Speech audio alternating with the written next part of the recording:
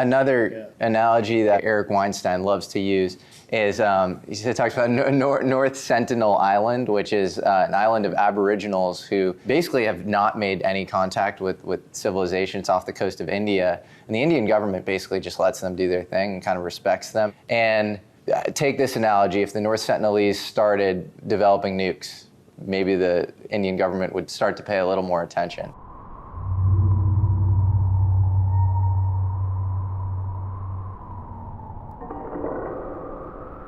To the extent that there is interference, I think one anomaly that's important to talk about is it seems to be like there's a lot of electromagnetic radiation that comes off of these crafts. And I remember talking to Gary Nolan, and he mentioned that he was kind of given a file by the CIA, and he was tasked with looking into this, and it was two things. It was people who had anomalous UFO experiences, and it was people who had experienced Havana syndrome. Diplomats and spies began to hear sounds and fall ill with a mysterious illness that people struggled to explain, what became known as Havana syndrome.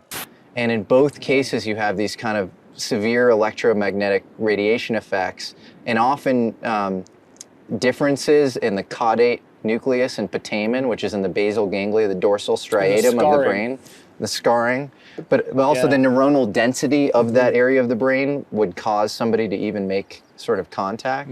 But do we have any theories on kind of the electromagnetic radiation component? I mean, certainly if we were to look at it from like a relativistic perspective, well, that sounds like visible band light being blue shifted into the ultraviolet, and you're getting literally a sunburn. And if you look at an Occubear type thing where light's getting lensed around the craft, etc., stuff should be blue and red shifting. So things coming towards you would actually red shift spectrally, and the people getting like burns. So that's ultraviolet. That's like ionizing radiation. So that would be light being blue shifted into the ultraviolet as it's lensed across the bubble that the craft creates. And so we are seeing artifacts that seem to show that they're basically manipulating space-time.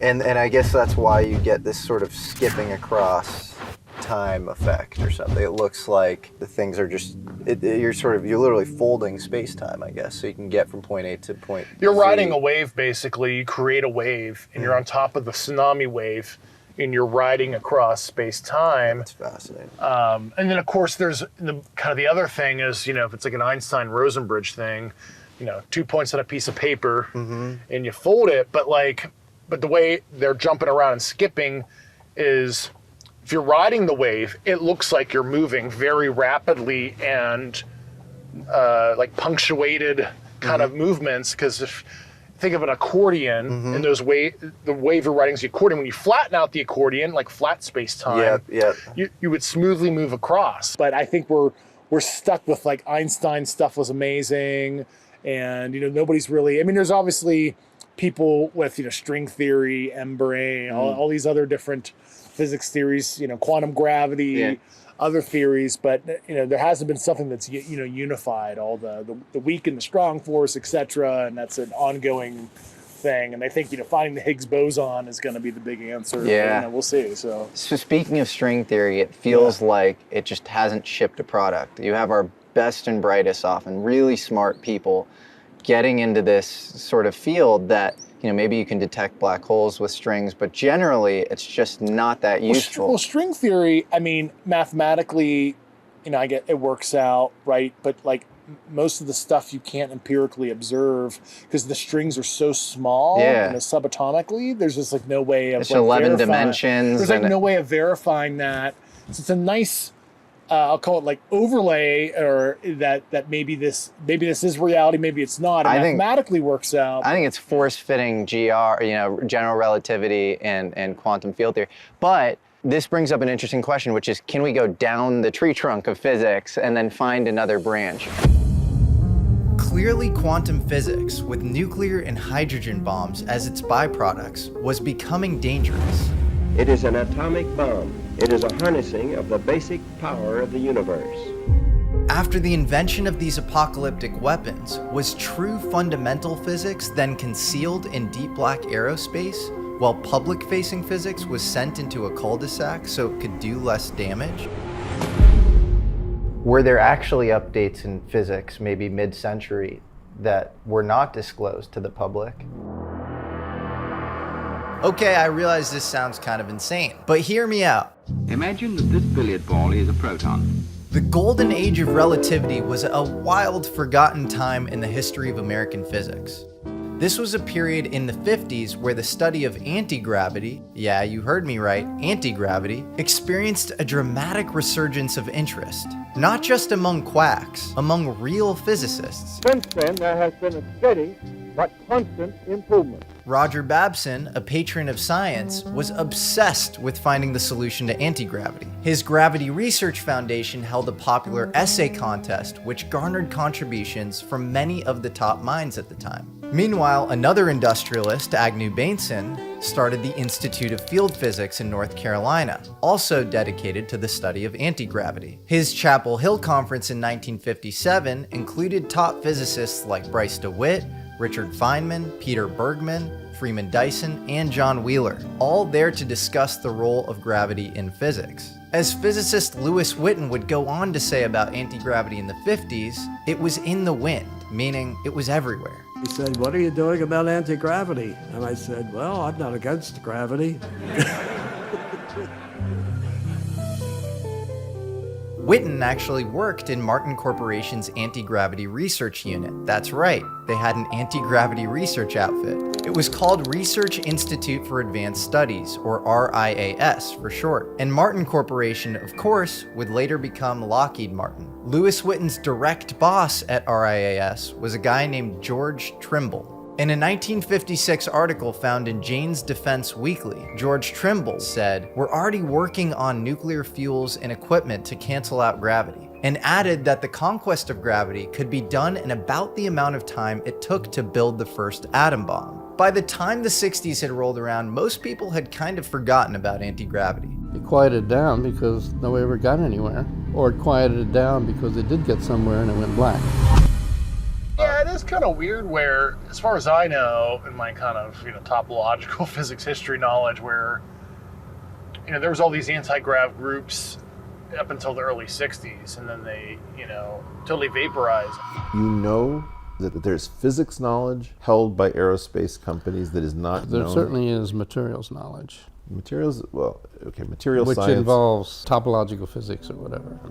It's hard to say whether anything real was discovered in the realm of anti-gravity or if it went black. But when aviation journalist Nick Cook tried to meet with the then long-retired 80-something-year-old George Trimble through a friend of his at Lockheed Martin, this was the message he received back.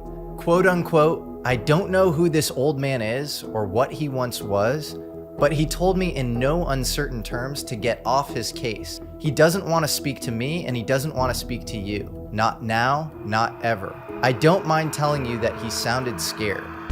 Did Deep Black Aerospace secretly make a huge breakthrough in anti-gravity? Well, when he worked for Martin in the 50s, Lewis Witten specialized in nonlinear algebra and topological physics, the two things that you'd need to investigate gravity, and maybe how to beat it. He also did contract work on gravity for Wright-Patterson Air Force Base. The reason there was a laboratory at Wright Field was to find out what we were doing and to help us do it. And I got a contract from Wright Field to do it, to do gravity, which I did very happily. And who is Lewis Witten's son? Ed Witten, just the most formidable proponent of string theory, maybe of all time. Do you think that string theory, which Ed Witten worked on, is intentionally a bridge to nowhere? I have privately said to you that string theory was a very odd development because it both allowed physics to proceed as if it was doing something new while breaking no new ground in the physical world in which we live. I don't really know. If you were trying to stagnate the field, string theory is pretty brilliant. And remember that Chapel Hill conference that's thrown in 1957 by Agnew Bainson, who's obsessed with anti-gravity? Well, Lewis Witten was there, and the conference helped establish quantum gravity, of which string theory is an offshoot. In an interview with the American Institute of Physics, when anti-gravity gets brought up, Lewis Witten says, A guy named Townsend discovered that there was a type of bismuth that was repelled instead of attracting. There was a vice president of the Martin Company who brought that up. He said, I read about a guy in Indiana who says the rock of bismuth that shows anti-gravity.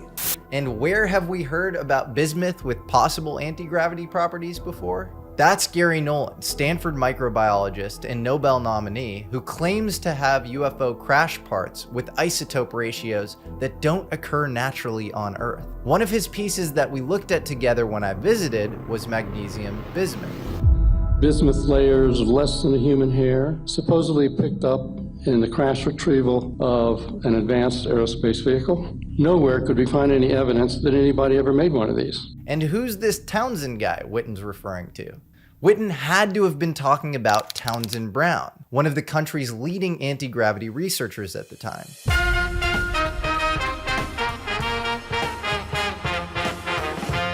Yeah, and there's a guy named Townsend Brown who had a theory that if you took two charged plates and then you put something neutral between them, the neutral thing would sort of gravitate a little towards the positively charged plate, and you could basically figure out anti-gravity. From the outside, Townsend Brown sort of looks like an amateurish mid-century physicist and failed inventor exploring the kooky world of anti-gravity just to end up failing and creating the intellectual property behind the Ionic Breeze air purifier. I'm not joking. But a great biography called The Man Who Mastered Gravity by Paul Schotzkin tells the real story.